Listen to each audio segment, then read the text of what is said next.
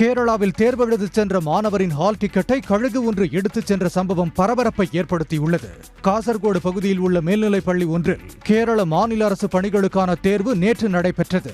அங்கு தேர்வு எழுதி சென்ற ஒருவர் அருகே ஹால் டிக்கெட்டை வைத்துவிட்டு அமர்ந்திருந்தார்.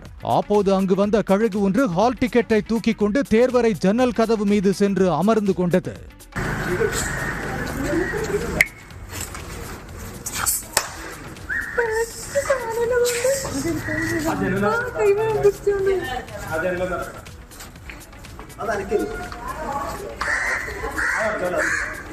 இதனால் பதற்றமடைந்தவர் ஹால் டிக்கெட் இல்லாமல் தேர்வு எழுத முடியாது என்பதால் என்ன செய்வதென்று தெரியாமல் தவித்தார். கல் எடுத்து எறிந்தால் ஹால் டிக்கெட்டுடன் பறந்துவிடும் என்பதால் அங்கிருந்தவர்கள் அனைவரும் அமைதி காத்தனர். நல்வாய்ப்பாக தேர்வு தொடங்கும் நேரத்தில் ஹால் டிக்கெட்டை கீழே போட்டுவிட்டு கழுகு அங்கிருந்து பறந்து சென்றது.